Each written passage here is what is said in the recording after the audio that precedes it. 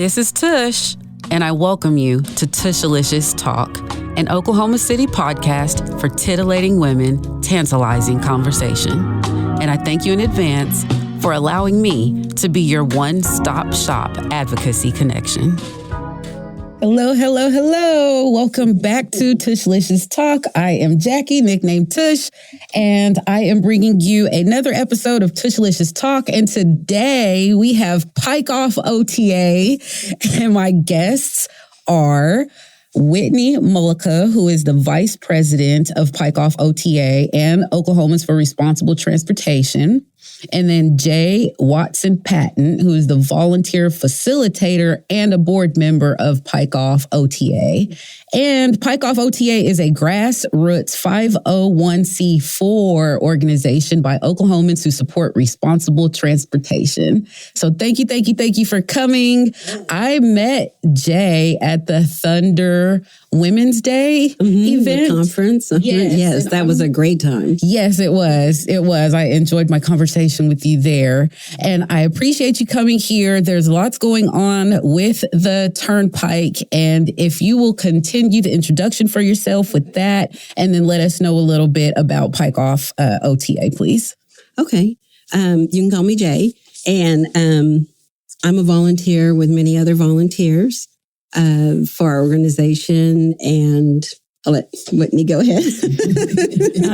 So we kind of formed after the announcement of the new turnpike, the access plan, and there's been a really, strong group of leaders in Norman that we are just lucky to be a part of the group, with them, with Pike off OTA. And we've had some success in the legislature. We've had some setbacks with the court system. But moving forward, I think the legislature is where we're going to have, hopefully, more success. This upcoming legislative season, which will be like in February or so. Yeah, I mean, it could take years, honestly. Yeah, that's how these things work. So I did take a look at the website, pikeoffota.com, and I just want to say it's very impressive. I was thinking if advocacy was a website, it's definitely pikeoffota.com. There's so much information there. And there's even a tab that says like the legislation.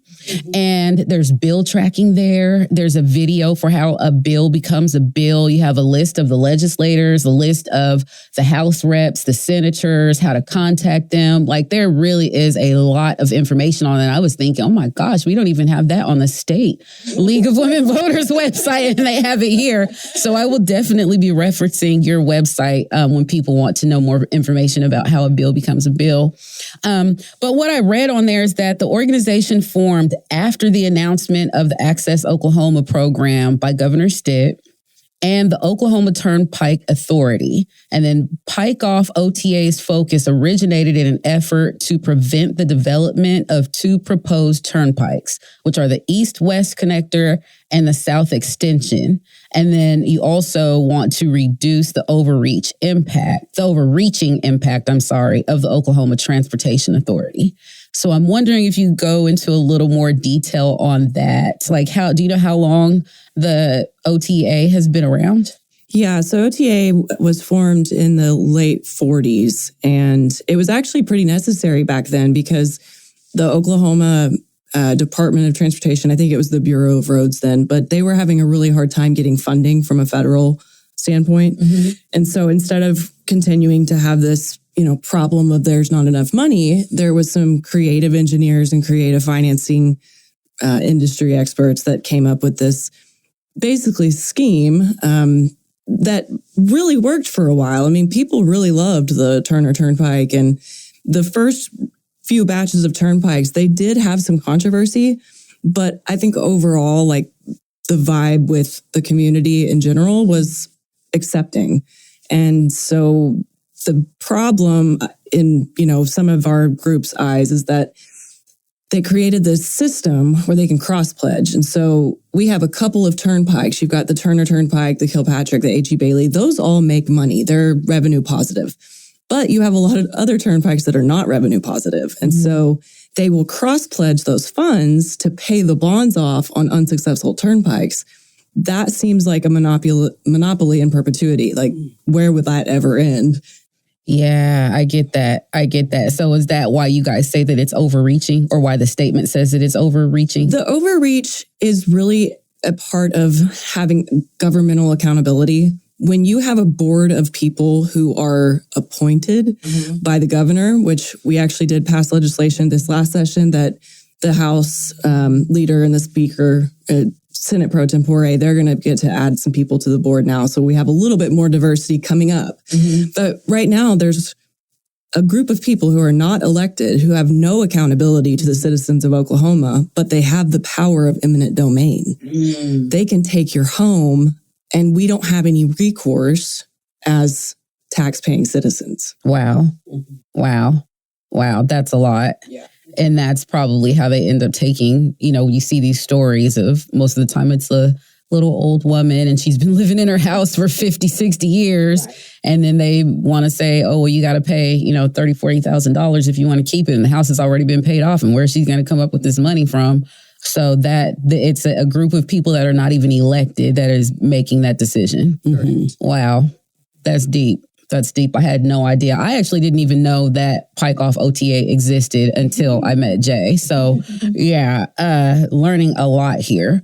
So in Pike off OTA news, like current news, do you have specifics for what you'll be going to the legislative session with? It's a little bit early to give specifics. We do have the bills that are proposed. We have a lot of that on our website, but it's very complicated when you get into the legislation, like the actual session, because you have to get it to go through committees.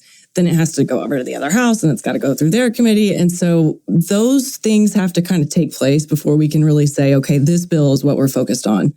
I think in general, what we would really like to be able to accomplish this coming year is just educating people. Because like you just said, there's so many things about this that no one really pays attention to because why would you? It's too hard. Yeah. The only reason I pay attention to it is because it's my job. Right. And I've said that even when I first started, I was like, geez, you have to have a political science degree to pay attention to some of this stuff because there's so many catch-22s and everything. And then one thing happens. And if you don't understand why that happened, then it just keeps going on and on and on and on. Right. So yeah, it's a lot to pay attention to. And I know even when it comes to voting, which unfortunately you guys said this thing is not even voted on, but when it comes to voting, people are like, oh, well, just show up at the poll and vote. And I'm like, no, don't do that. Yeah, don't do that at all. You got to research it. Yeah, you got to know what you're voting on because you'll vote one way and think that you're voting one thing, but you're really not. You're voting the exact opposite of what you really want to happen. So yeah, don't do that. Education. So definitely keep me in the loop, and I can keep putting it in our newsletters and helping to bring awareness to things as well. Thank you. And something that we found out really quickly last year when this all started taking place, we had someone that was really helpful with us that showed us how to navigate the ethics website. And it's not very easy. But if you can get there, you can start to look at who's funding these different campaigns. And the Association of General Contractors, the real estate folks, there's so many people who are speculating and going to make a lot of money off of all of these new developments that are funding our politicians. Right. Their campaigns. Yeah. And even sometimes it even goes as far to the judges and so forth. I'm not even finna do that right now, but yeah, it gets deep. But that being said, thinking about fines, my cousin came over this morning and he was like, man, I had to pay over $500 in fines this month. And, he's like, dang, I'm thinking about cutting my Wi-Fi off because I had to pay so many fines in tolls, over 500. And then he didn't even know that he had the fines. So then they stacked up. And so we were discussing before we went live here that you said that can actually be criminalized. Right. Can you explain that process? Well, think about it. And I haven't seen firsthand this happen here in Oklahoma, but I have heard, from people in Texas that have had similar thing happen, where if they put a warrant or any type of, notification to law enforcement that there's now a lien on your property, now they've seized your car, now you can't drive to work to pay for the fines that you need to pay. Or if you're state licensing, that's affected. Mm-hmm. If you go to renew your tag, if you have a bunch of fines built up, you have to pay that before you can even renew your tag. But the problem is a organization, a state entity, basically a private-public partnership, if we really want to get down to the nitty-gritty, they have no incentive to notify you. Because the moment you start racking up those fees, they make more money. Exactly. Wow. I would never have thought about it from that perspective. That is deep, though. This is kind of mind-blowing, actually. So yeah, if people who are listening want to follow for the upcoming legislative session, should they just go to Pike Off OTA? Which I did see y'all keep the current events current on there. Mm-hmm. That is impressive right there. We also have a weekly newsletter, and our team that puts that together, they are fantastic. And so they will keep a lot of those updates there. So if anybody would want to subscribe to our newsletter, they can do that at pikeoffota.com. Or volunteer. If they want to come and volunteer and come with us to the Capitol and visit with the legislators. Do you have any of your current upcoming events that I saw something was happening in September, like September the 7th or something? I didn't write it down though. Yeah, we're having the Norman Diner Art Walk. Mm-hmm. And so the diner, that's what the restaurant's called. It's they're allowing us to come in from 5 to 9 on September 8th. I think that's a Friday. Mm-hmm. Okay. It's a OU weekend, but they have an art walk down Main Street, and you can walk to all these businesses, but come by the diner and we'll be there, and we'll have a fundraiser auction, and then we'll be serving, I think. Mm-hmm. Yeah, we're going to be serving, and it's opportunity for us to raise funds, and that is September 8th. Mm-hmm. And then on, October 15th is a Sunday. Mm-hmm. We have an event at a winery, and it's called Long Drive Home Concert and Fundraiser. And it's at Canadian River Winery. It's really beautiful. And they're going to be serving food, wine. We'll have a raffle and an auction and lawn games. It's pretty fun. Yeah, we have a good time at all of our fundraisers. We do a lot of fundraisers because we are a nonprofit, and the only person we do pay is our attorneys, and everybody else are volunteers. We have excellent volunteers, very talented group, and so we conduct a lot of fundraisers and have a lot of good time with them. Cool. That sounds fun. I would never think that you'd have a fundraiser at a winery. Oh, yeah. What better way to get people to reach to the people? We've had some really fun events. Like last year, there was a chili cook-off. We've had a few events where it's just like educational, get some speakers to come and answer people's questions, because a lot of people, they don't have the time and the experience or the political, power to really even know what to do. And so that's something that we've tried to, be there for people. And this is just kind of funny. So we have a phone number that's on Google, and I'd get the phone calls. And here lately, I've gotten multiple calls where people are trying to pay their tolls. That was the wrong number. I love it. But like Jay said, we're based off of $5 and $10 and $20 a month reoccurring pledges, donations, and sometimes people give a lot more than that for sure. But fundraising is definitely probably our biggest challenge, because it's incredible how much we've already spent on legal. Yeah, I bet. And like I said, political science degree, which can easily be interpreted as a law degree. And the Turnpike has unlimited money, unlimited resources, but we're matching them every step. Awesome.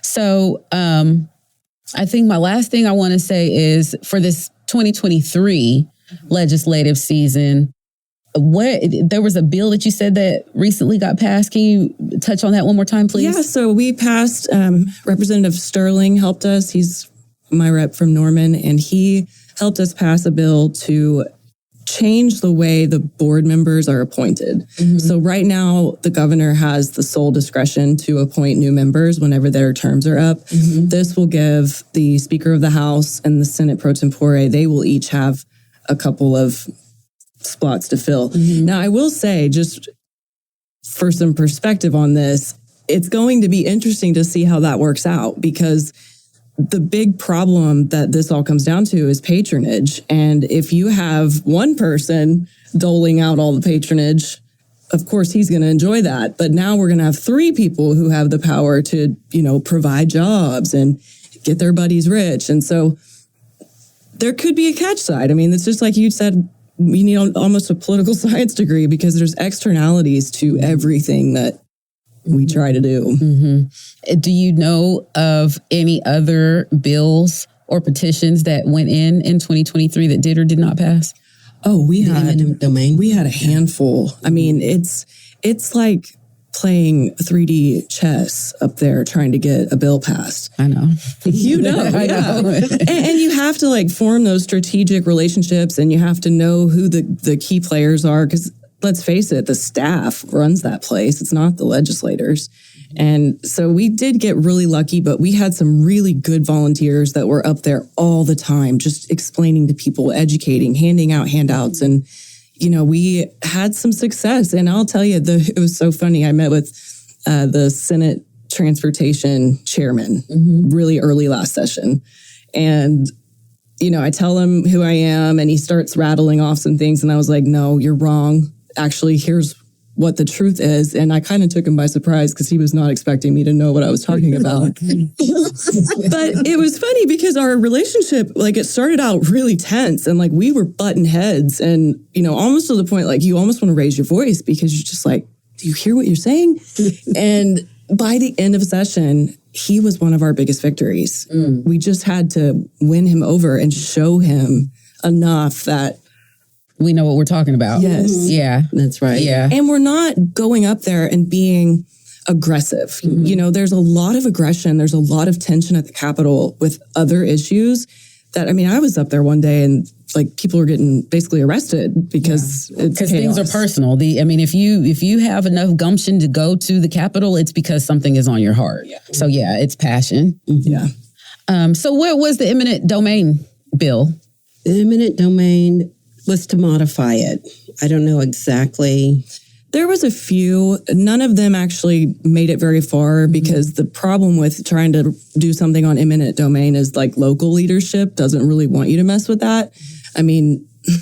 I don't agree with people getting to choose where to blight and where to, gentrify, but that's the mindset of the Sooner State is progress, It's the Sooner State. That's literally how we were founded. So, yeah. But it's still available, though, isn't it? It's still where we can still bring it up next year, because this is the year that the bills can float to the next year. Yeah. And so I know we always say at the league, there's no such thing as a bill being dead. It just goes on to the next year and the next year and the next year. It just keeps going and going and going and going. Yeah. Well, this was very educational. Before I close out, is there anything else that you guys would like to say? Come to our fundraisers and check out our website. And tell us the dates one more time. September the 8th. September the 8th and October 15th. And October the 15th. Yes. So y'all go check them out. Go to pikeoffota.com. I promise there's a lot of information on there. These people are advocating for you guys to stop paying so many tolls and so many fees. So get behind them, get on their side. We're on Twitter too. Oh, are you? Twitter and TikTok, and we're everywhere. So and all of them are under Pike Off OTA. Okay, so check them out at Pike Off OTA. And their website, pikeoffota.com, and support them one way or another as much as you can. And we hope to see you at something sooner or later. Thanks so much. Bye. Tushalicious Talk is part of the Breaking Ice, Building Bridges community podcast platform, brought to you by Possibilities, Inc.